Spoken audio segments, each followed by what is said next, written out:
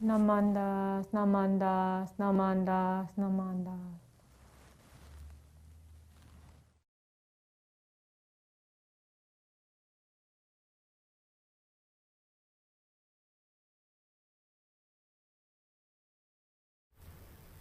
Good morning. My name is Tara, and I would like to thank you for attending this morning's Dharma family service.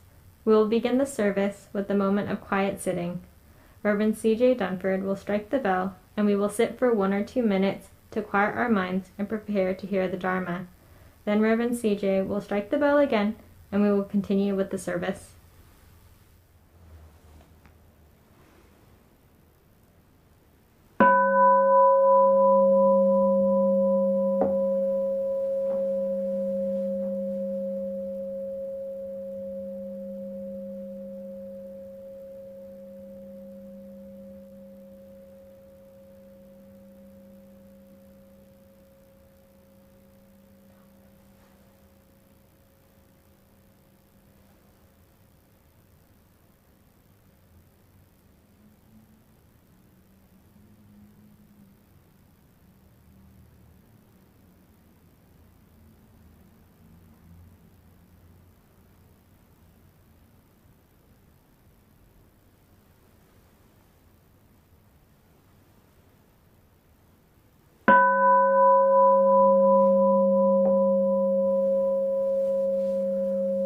Namo Amida Butsu, Namo Amida Butsu, Namo Amida Butsu, Namandav, Namandav, Namandav, Namandav, Namandav.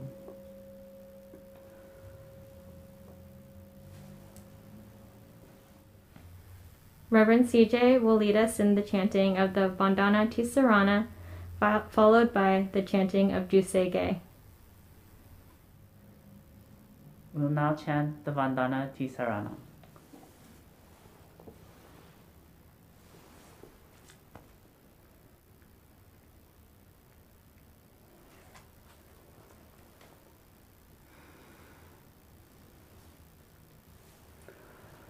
Namo tassa bhagavato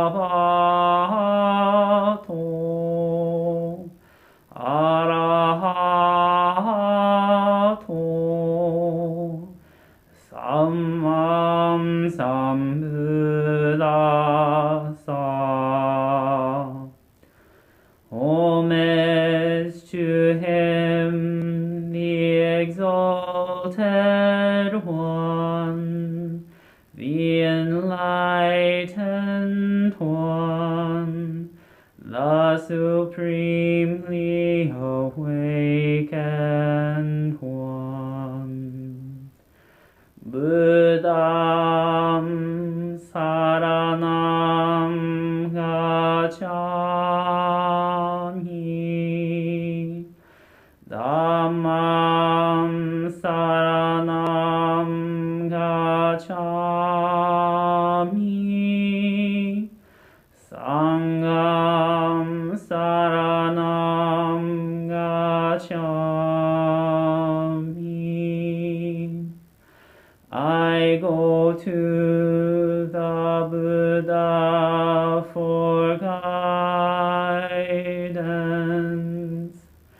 I go to the Dharma for guidance. I go to the Sangha for guidance.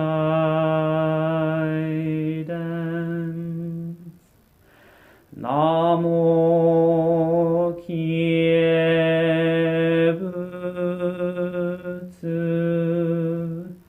Namo Kie Ho. Namo Kie So.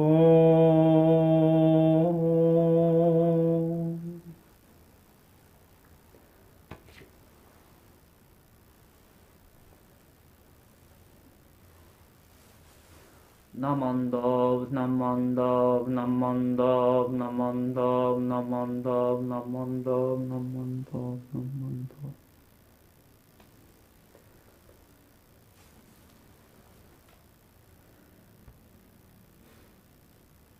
We will now chant Juseige.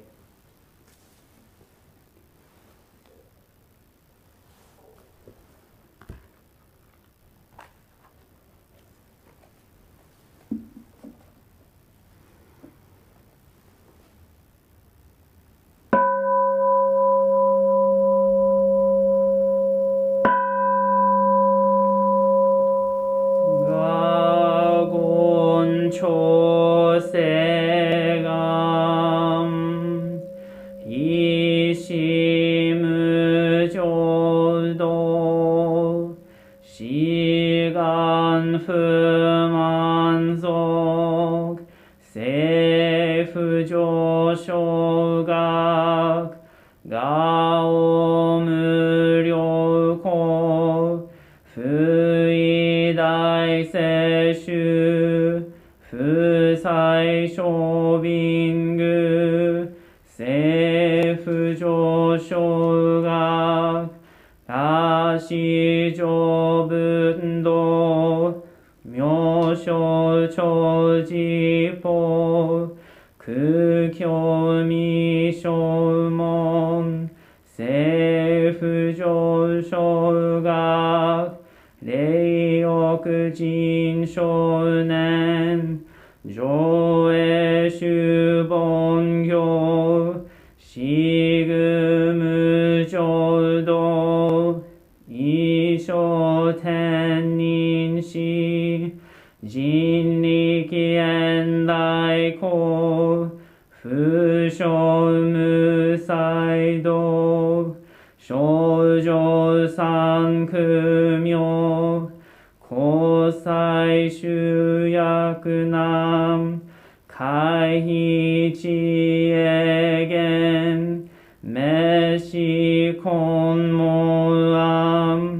해소크쇼아크도 쯔다센슈몬 고소조만속 이요로지포 니치간 슈즈키 텐코온프겐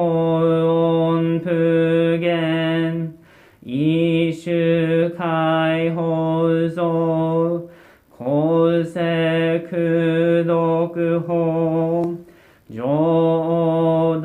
조다이슈추 세포시시크 그요이사이분 그소크슈토크홈 간내신조맘 토크이산가요 녀붓무게치 쯔닷미프쇼 간가크에릭 도시사이쇼솜 시간야코카 다이센노칸도 고크쇼텐님 도의진묘케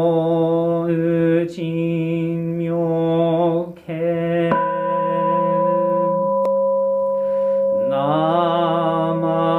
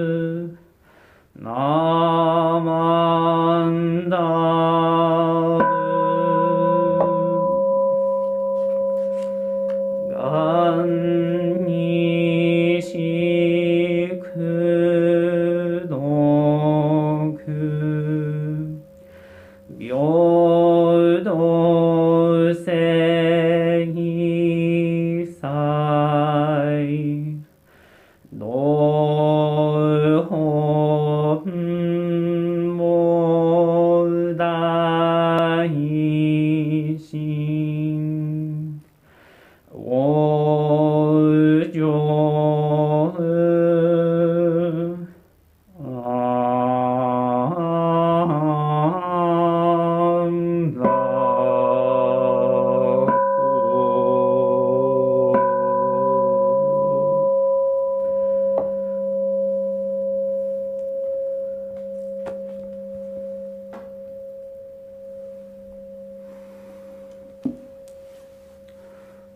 Amida Butsu.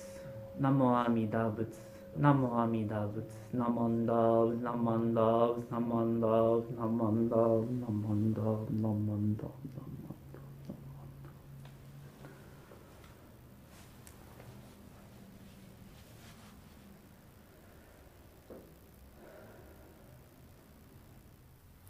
Please join us in the singing of the Gatha selected by the music committee.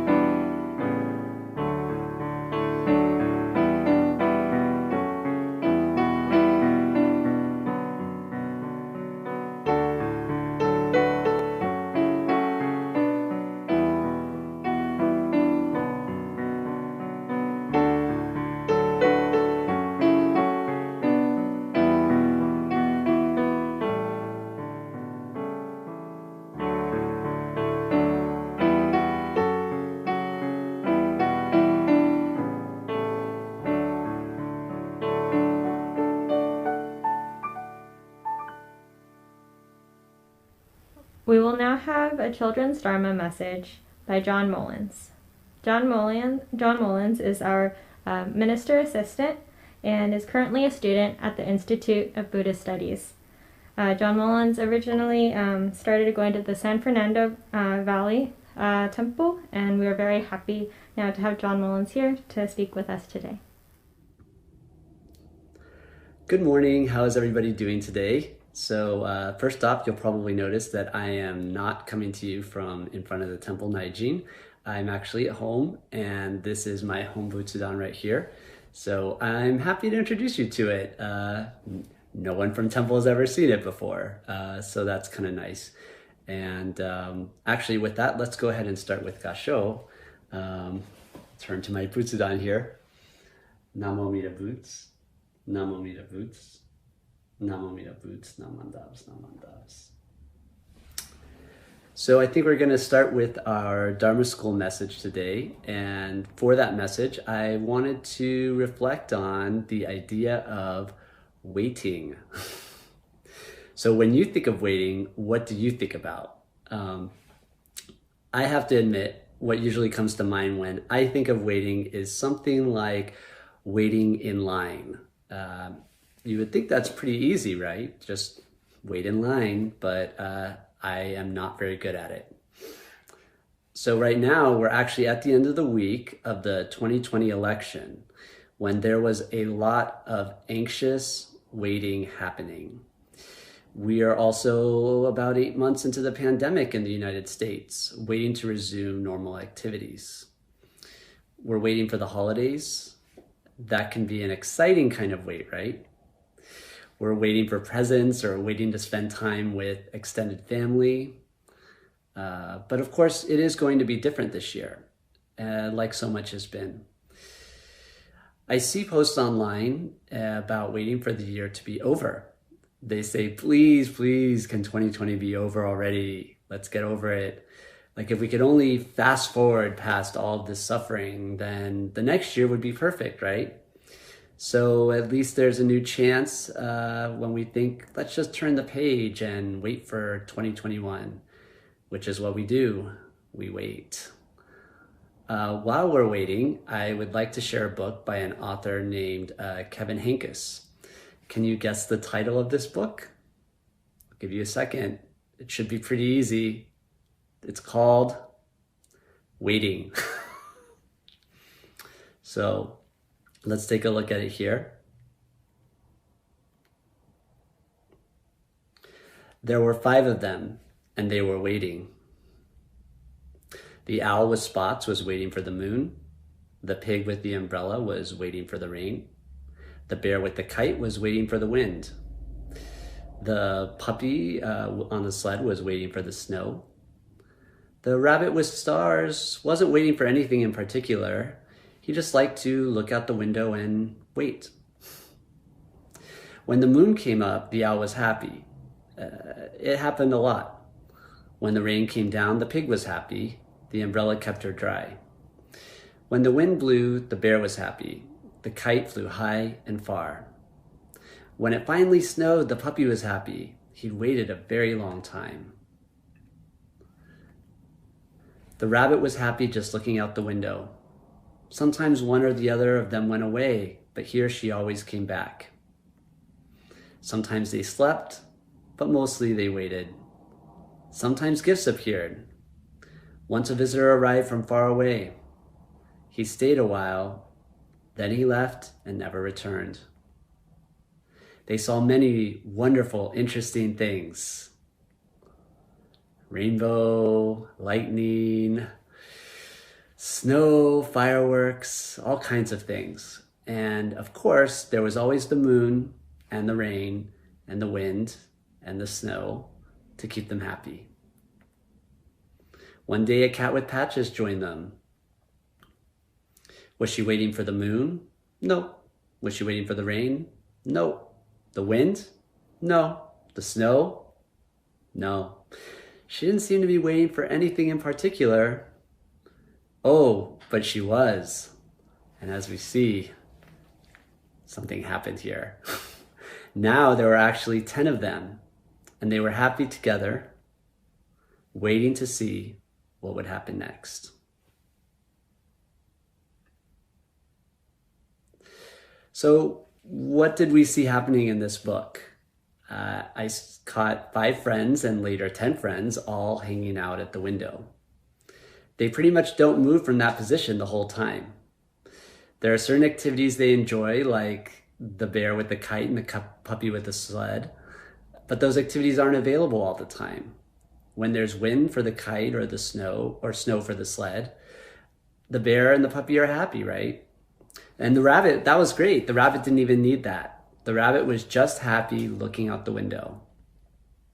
I'm just curious, do you ever like to just look out the window these days? Go for a walk?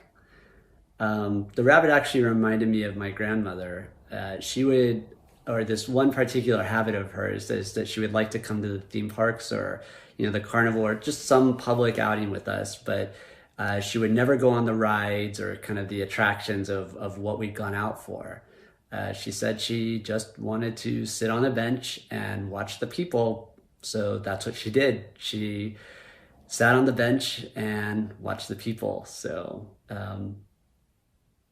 it was a nice memory that I think of there while we were all kind of caught up in trying to find the best stuff to do. So my question is, when we're waiting, what are we waiting for? Are we waiting in anticipation of a result that we want? And if that result doesn't come or doesn't come fast enough, how do we feel? I'd love to turn this into a Dharma lesson about patience, but if I tried to talk about being patient, my partner, who is in the other room there, would open the door right away and say, "John, you are not patient."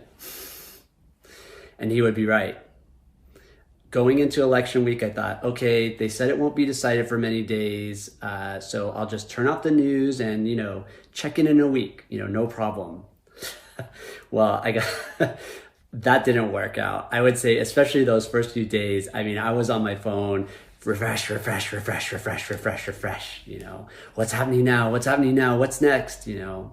So I have to say, it's very, very hard for me to come to you with a straight face and talk to you about patience with this message.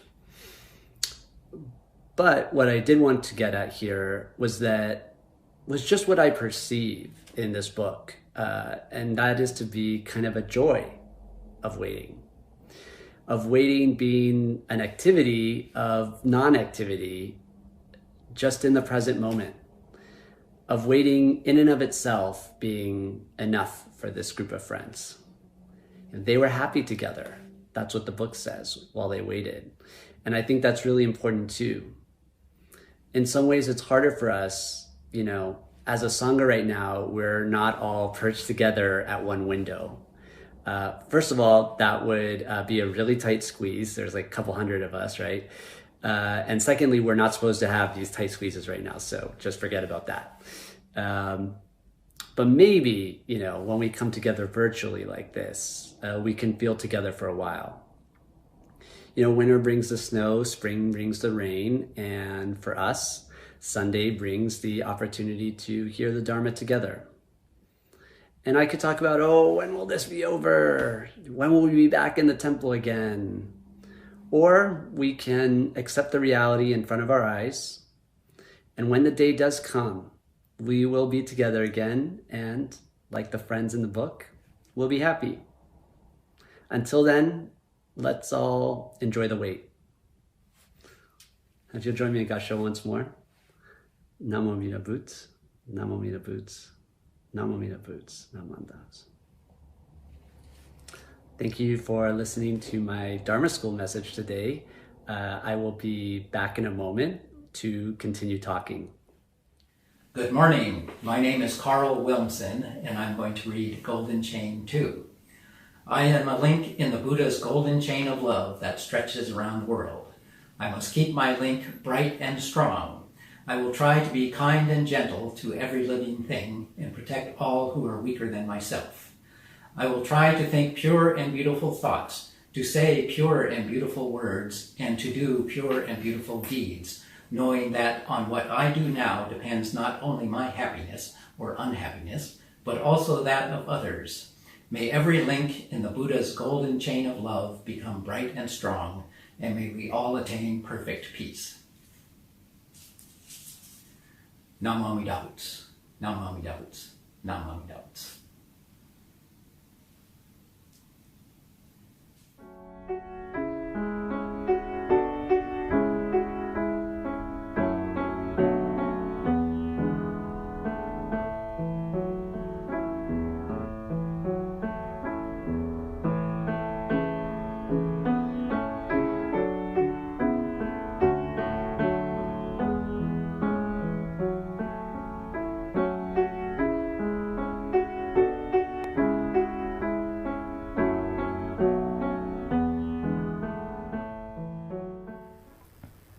John Mullins will now give us an adult Dharma message. Good morning. How's everyone been? I'm very happy to be here at Berkeley Buddhist Temple, and thank you to Reverend Kuhara for allowing me these opportunities to speak with my training wheels on. So let's go ahead and start with Gassho. Namo Mita Boots, Namo Mita Boots, Namo Mita Boots, Namandabs, Namandabs. So the topic is waiting. It's during this week, actually, I've had a number of meetings, as I usually do. And ever since the election took place on Tuesday, I think whatever meeting I was in, whatever group I was a part of, we pretty much just stopped and talked for the first 20 minutes about how 2020 continues to offer us surprises. I shouldn't make light of it because these twists and turns have been very consequential. They've been very, very impactful. And clearly, we can say that the people of our country do not all take the same view or the same approach to our various challenges. And, I'm not just talking about if you went this way or that way with the election, if you went red or blue. Those teams, they may feel good to us, but they are arbitrary. Each person is unique to themselves. We're limited by our own views and our own inputs. So I just think it's important to remember that what may seem like one team's shared viewpoints are really a spectrum of views like based on our different experiences. And some of those feelings can even be shared with those on the other team, so to speak. Nobody likes to lose. We want the leaders who we believe in. We don't want to wait for the changes that we want or be subject to changes that we don't agree with. Last week, Reverend Kuwahara talked about the labels we assign to our experiences, to our likes and to our dislikes. And I can feel a way that breaks down who we are as a country. The way that red or blue feeds into this type of judgment. We might take our personal set of values and apply them, see who does or doesn't align with them. And over time and under various circumstances and pressures, we make certain choices. Sometimes choices of acceptance, choices of non-acceptance, and maybe an increasing desire to stick with our view and the people who share it. And I get it. These are values that we hold dear to ourselves. We're here in this Sangha together as seekers and fellow travelers in the Dharma, walking this Buddhist path. So, when we talk about like minds, we have a lot to learn from each other and to be inspired by in our shared moments of light. And that I totally appreciate and look forward to actually every week that we get to, see each other now. So when we're faced with division and when we're faced with the reality of inequality, these conditions can either inform or threaten our opportunities to grow. They can provoke our anger when we see actions we feel are wrong, and provoke sadness when circumstances feel out of control.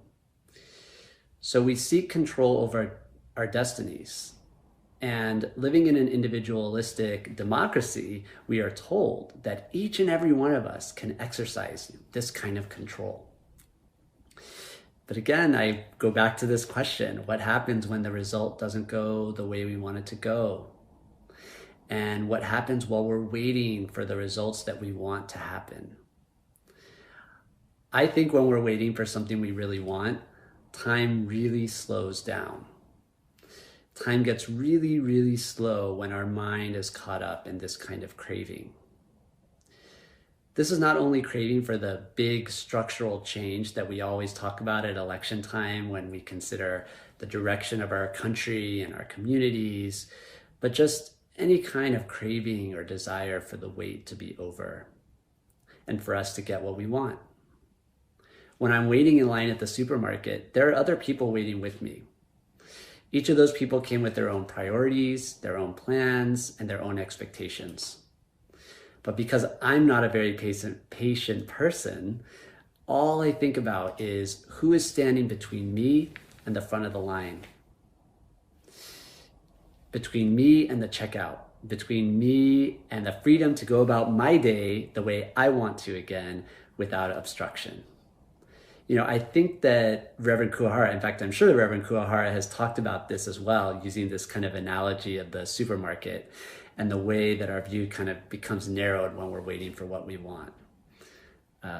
That self-centeredness, centering our lives on ourselves and our expectations, is actually much easier when we say, well, those other people that aren't meeting my expectations, their reasons are wrong. Their reasons aren't as good as mine. So actually, I'll let you know something that happened with me during the same week. The day after the election, actually, I received what I would consider to be a pretty rude email. At least that's the way I deemed it, right? So, by the way, if you're watching this and you sent me an email over this past week, it's not you. Trust me. But anyway, that email said that something I had done had really caused this person a great inconvenience. And that this person didn't ask me, they told me, they directed me, do not do it again. So I'll tell you, I was already on edge because of everything I just described to you, waiting for these election results I wanted and, maybe feeling frustrated with these delays. So then I get this email, and this is something I can kind of do something about, right? I can deal with this. And I will tell you, this situation just kind of blew up in my head. How dare they? What did I do wrong? Whatever I did was no big deal. This is an overreaction. Just immediately rationalizing my position. And of course, finding that I was right and they were wrong. And I was so stuck on it, this was all just one day, okay? I was so stuck on it that I even went back and I was thinking, here's all the things that they did wrong to me in the past, with this situation, that situation, and so on. And at one point, I remembered, it just kind of crossed my mind, wait a minute, because this is someone I know, okay? Our early interactions were great. We got along, very friendly, things were good, kind and courteous to each other. But of course, because, I was in this state of mind now, and I was unhappy, I sort of just dismissed all of that, it wasn't really that good, it wasn't really that nice, so I could just stay fixed on my, unhappiness, and this sort of attitude that I'm dealing with at this moment. And so, I assumed that this person probably wanted a response, something where I said, oh yes, I was wrong and you were right, and, so on. But I refused, I stuck it out. I said, let them wait. I'm not, going to respond to this situation. So what did that do? Well, in the end, I was really just sticking it to myself, right? Because I'm the one that was living with this situation. I'm the one that was, unhappy because of it. And, I allowed it to live in my head, to make me feel upset, and to sort of shut down an opportunity for resolution, because in my head, this person was not on my team, right? And as I sort of said, it just made the day long, I don't know if you got it from just that description. It's just kind of, if you've had those days, and hopefully you haven't, maybe it's just me and I shouldn't be the one talking here then, you just know how that kind of feels. And look, I understand that not every conflict can be worked out. So I understand that sometimes people's opinions and approaches to each other are far apart. I think recognizing that reality is healthy when it allows both parties to move on respectfully. But when we want to be right, when we really want to be right, we can't move on. And we might look backward angrily or look forward anxiously. We can't help but just sort of be stuck in time, like I said. Stuck waiting for this feeling to be over, waiting for this not to be this way anymore. And we're not really thinking of, well, how is it? How is it right now? So, I would say related to that, watching the news can kind of bring this kind of stress because it hits these same kinds of weaknesses. You're given some information, but not all the information you want. We don't know what will happen next. And we develop this dependency on waiting for the information that we think we need, looking for the information that we want so we can understand and kind of make this rational explanation. This is why this happened. This is what's going to happen next. And what will happen, it just kind of goes round and round. So, we end up playing psychic or we end up playing Monday morning quarterback. And again, we're always just waiting for more, waiting for what's not now. When things go our way, sure, we're up, up, up in the moment. And when things don't go our way, we're down, down, down. So for me, whenever I feel that I'm getting too caught up, when time slows down as I deal with a personal issue or try to process a news event that maybe has me on edge, I turn to the teachings for a wider view, a wider perspective. And I think of the foundational myth of our tradition, the story of Bodhisattva Dharmakara's quest to become the Buddha we now know as Amida Buddha. This is the myth that we chant about when we chant Juseige or Sanbutsuge in our services. And what happens in this narrative is, Dharmakara not only wishes to become a Buddha, but to create a land for all beings to reach enlightenment. Dharmakara even makes a vow, a promise, that if we cannot all reach this land, then Dharmakara will not attain enlightenment himself. Everyone has to be able to join the party. And as you can imagine, this is not an easy vow to fulfill. It is not an easy journey for Dharmakara to embark on. And so I just wanted to read to you an extended passage, if it's okay, from the larger sutra about Dharmakara's quest. So if you'll join me in Kansho as we reflect on these passages. They're a little long, so keep your hands together a little while if it's okay. After proclaiming these vows, which are so rare in all the worlds, he actually resided firmly in them. Acquiring all the varieties of virtue, he adorned the pure Buddha land of vast, majestic virtues. He performed bodhisattva practices in this way, passing innumerable, countless, incalculable, unequaled kotis of nayutas of millions of kalpas. That's a fancy way of saying a long time. During that time, he never harbored a single thought of greed, anger, or folly, nor any impulse of desire, harmfulness, or wrath. He cherished no thought of form, sound, smell, taste, or tangible thing. The constant warmth of affection and respect he felt for all sentient beings was like that one would feel for close relatives. His nature was harmonious and adaptable, without any violence or ill will. He always embraced a heart of compassion and patience for all sentient beings and was never deceptive or flattering, never slothful. Encouraging them to good acts, he led them to seek pure virtues. For the sake of beings everywhere, he was stalwart and fearless and never retreated. He benefited all the worlds and brought his great vow to perfect completion. Namo Mita Boots. Namo Mita Boots. Namo Mita Boots. Namandavas. Namandavas. This passage comes from the larger sutra, which Shinran Shonin, the founder of our tradition, cites as the core text that represents the heart of Jodo Shinshu.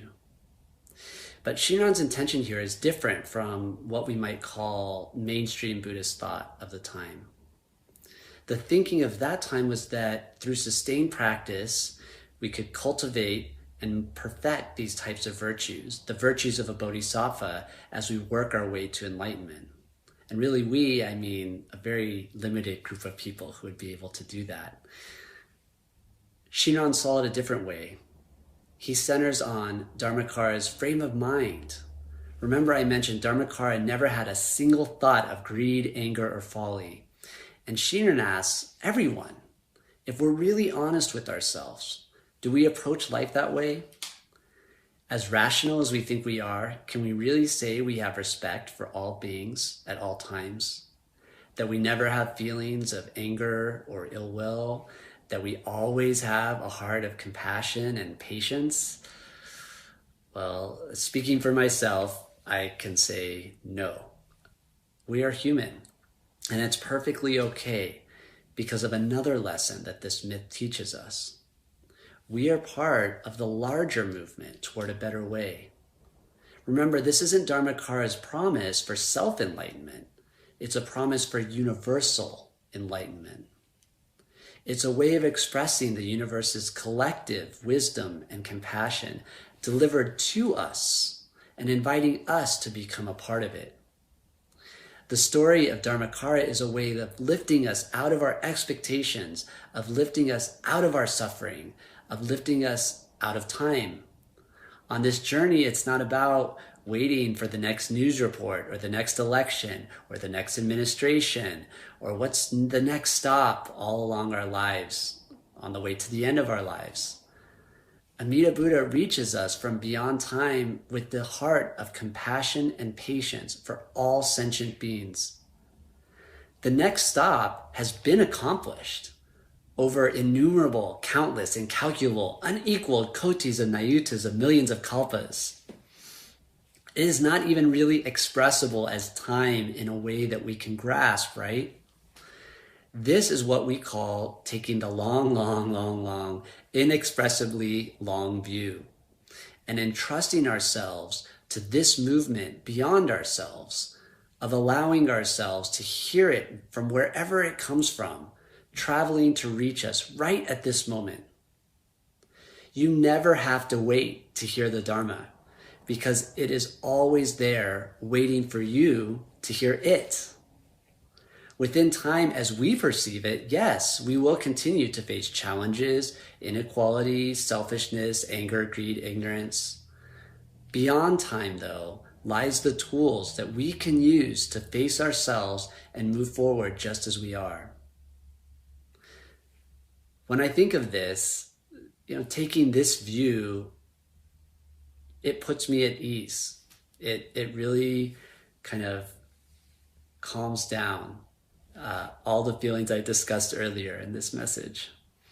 It makes me realize that as an individual, I'm connected to something larger, and that maybe my actions can be more mindful of that connection instead of focusing on what's happening or not happening for me or for my team.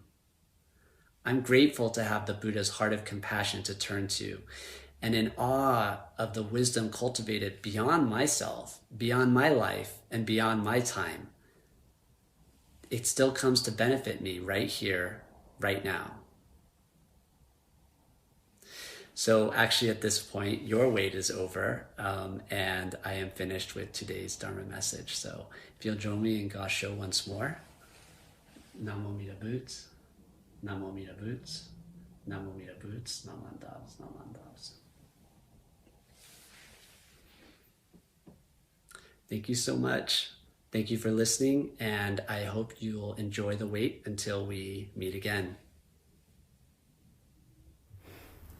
I'd like to thank everyone who attended today's family service. Thank you, Tara, for being our chairperson for today's service. Thank you very much. Thank you, Bradley and Myron, for help during our live streaming service. Thank you. Thank you, John, for your wonderful Dharma message. Thank you very much. Thank you, Emiko and the music committee, for your beautiful music and our Gatha. And I'd like to thank everyone for attending today's service. Our announcements are up on the screen, so if you can join us for those events, please do so.